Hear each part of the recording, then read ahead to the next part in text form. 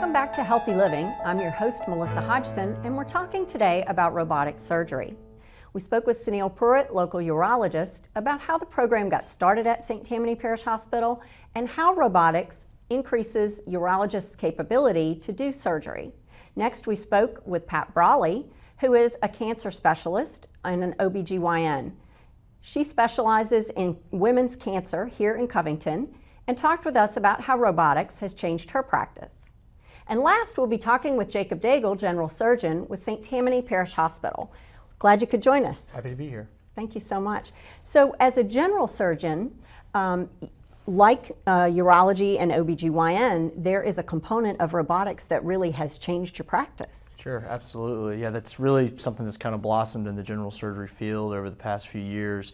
It kind of started with some simpler things in oncological procedures, colon cancers, but now is really expanded to things as simple as inguinal hernia repair or complex abdominal wall hernia repair, big hiatal hernias, and anti-reflux surgery. It really has drastically expanded in general surgery. Very good. And so some of those procedures that you've just mentioned, originally, if those were being done, they'd be an open procedure, and then some of them might have been able to be done laparoscopically, which of course is minimally invasive, but it doesn't have the advantage of robotics. So can you talk a little bit about what's different in robotics? I was saying an open procedure, well, the surgeon would actually be touching the patient and physically doing that surgery. And laparoscopy, similarly, right there at the patient's side. And robotics is different from that. Can you talk about that? Sure. So, yeah, like you said, traditional open surgery, you're there standing next to the patient, over the top of them, doing whatever it is that's necessary. Laparoscopic surgery, it's similar, but you're holding instruments, almost kind of operating through small little, what we call, I tell people, it's like looking through a keyhole with a camera. With robotics, we're actually in the same room, but there's a console that we actually sit down and put our heads into and look, which provides the stable platform for the really good visualization. And the technology actually was originally designed for surgeons to be able to operate halfway around the world with intention for military purposes. So a trauma surgeon could potentially be doing a surgery halfway around the world on someone who was actually injured in combat. But the technology, obviously for delays we're not actually capable, but then that really blossomed the technology. So we're in the same room, we're controlling the robot, and it's really just a fascinating tool that allows us to do very specific, very good, fine detail dissections in surgery. Outstanding.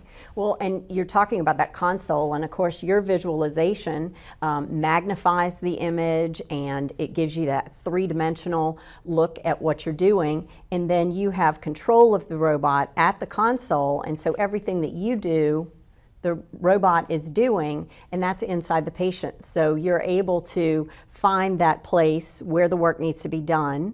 And Dr. Brawley talked a little bit earlier about seeming like you're able to shrink down and be in there because you're visualizing that anatomy on a level that you could not do in an open procedure or even in laparoscopy. Yeah, and her analogy was really spectacular.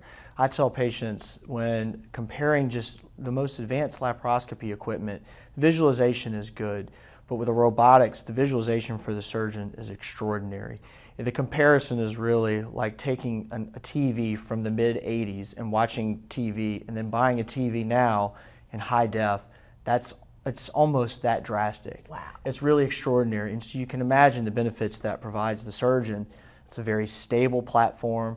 The camera does not move because the robot doesn't get tired. If you have a long, complex cancer case, the people that are holding the camera, there's natural fatigue that happens. The robot is a stable platform, doesn't move, provides extraordinary visualization. That's something I've never thought about. You know, the human element, obviously, we're Absolutely. all fallible. Right, absolutely. Can you talk a little bit about some of the procedures that you might do as a general surgeon, and then also talk a little bit about co-surgery? Sure. So as general surgeons, as the term describes, general is pretty broad, and we do lots of things as simple to outpatient inguinal hernia surgeries, that used to have really painful, long, prolonged recoveries, even though it would be an outpatient surgery. Now that doing those robotically provides tremendous benefits, and usually people come back at 2 weeks ready to go. We do, like I mentioned earlier, colon cancer surgeries. We do some anti-reflux and big hiatal hernias where people have their stomach halfway in their chest. We're really kind of pushing the envelope with the robotic surgery and using it for everything from benign cases to complex cancer cases. And as you kind of mentioned and with the previous guest, it really allows also for really good interaction between multi-specialists. So I've done cases in conjunction with Dr. Brawley.